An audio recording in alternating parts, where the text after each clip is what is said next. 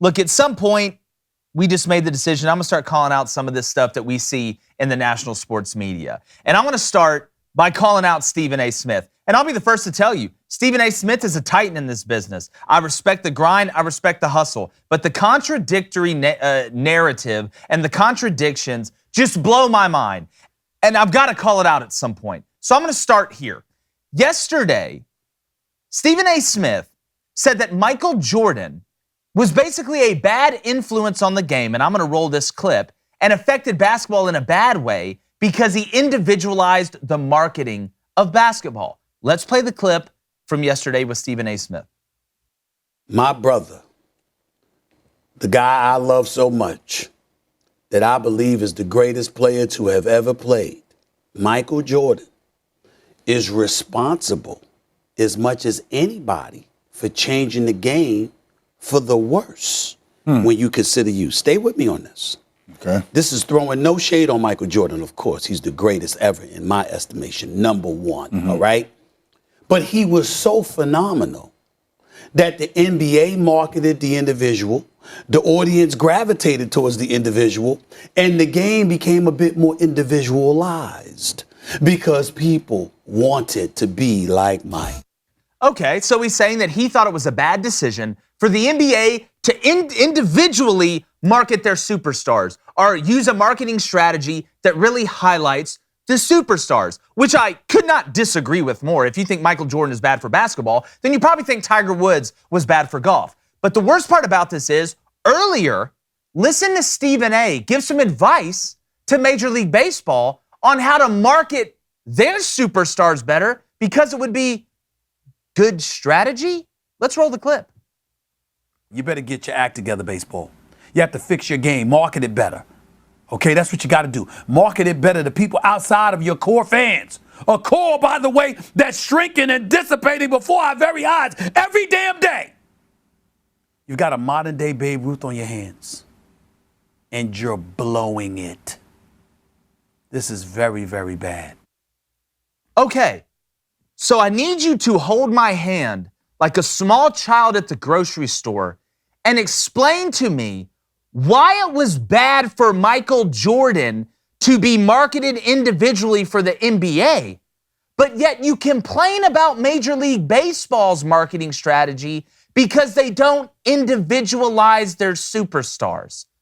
You can see where those two things cannot coexist. I know they're different sports, but marketing pretty much is marketing.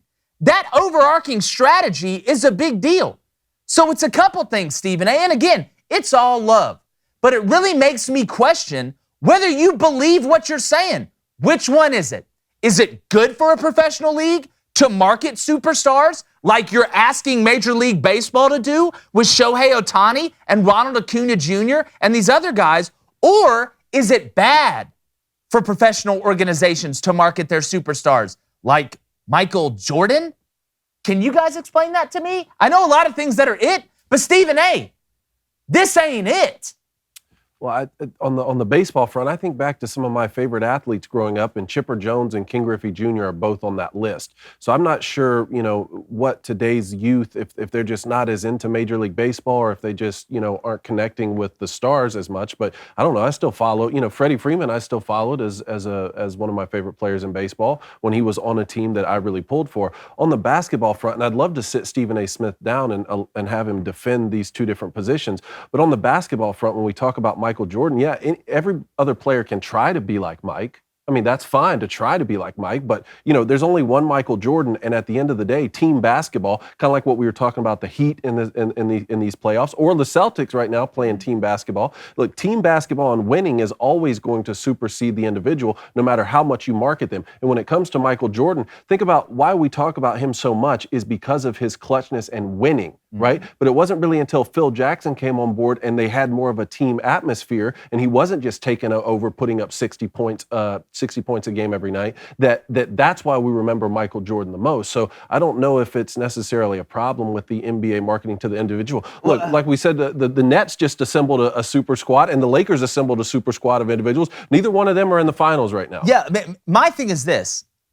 I think, and I don't have a ton of great things to say about the NBA, I think the NBA has done a brilliant job marketing in a couple areas. One is that they market their superstars. That has kept them relevant with the younger group, with the older group. We always debate Michael Jordan, LeBron, all this. To say Michael Jordan was bad for basketball from a marketing standpoint, like I said, it makes no sense, but you can believe that. That's fine. You can believe what you want to believe. But then don't tell me in another breath that Major League Baseball should be looked down upon because they don't market their individuals. And you know what the crazy part is? Major League Baseball should. They should market their individuals better. I would expect them to use the way the NBA has done it. My problem is, don't on one hand say it's bad for, it was terrible for this organization to do what they did, but then get mad at another professional organization for not doing what the organization you said did a bad thing did. It makes no sense. It's contradictory, and it makes me believe he may not really believe what he's saying. Either somebody is telling him this is the most outlandish thing that you can say, and it will get clicks and do this, which I don't think so. I legitimately think Stephen A. has his own thoughts, good, bad, or indifferent. This is one of the few times I've ever really seen him contradict himself. I don't know if he forgot what he said. I would love for Stephen A. to come on here and explain it, but the proof's in the pudding.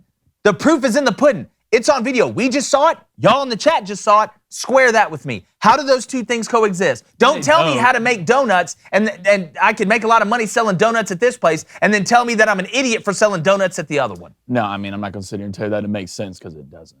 I mean, nothing about it. Well, I do think Major League Baseball did get hurt this year. What was it? For the Pirates, was it Tatis Jr.? Yeah, I'm talking about for the Padres? Padres, yeah. Who got hurt, well, who was, right now, was the face. I mean, he's on the cover of the MLB. Well, Shohei should be the face. Yeah, well, Shohei is on the cover of the new MLB game. I mean, he's so much to be the face, but Tatis was big. Tatis was flashy. Could hit tanks, was flashy at shortstop. But in my opinion, I think Steph ruined the game more than Michael did. But not from a marketing standpoint, but now you have kids just launching balls from half court trying to hit threes and be like Steph.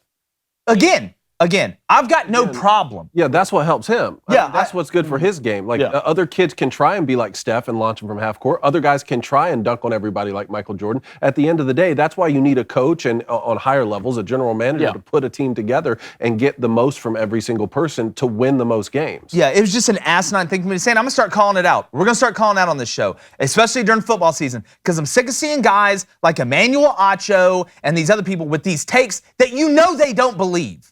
You know there's no way that they believe, but you go on there and on Twitter and it gets all these clicks and all these views and everybody's hating. It's time to expose them. It's time to really expose them. Let's talk about stuff we really believe. If you believe something that outlandish, then defend it. Don't contradict yourself. That's the first of many. I'm not done yet, believe me. Hey, if you like what you heard and you want to hear more, go on over to Spotify, Apple Podcasts, Stitcher. Check out Crane & Company live every day from 2 to 3 Central, where you can hear us spit it straight.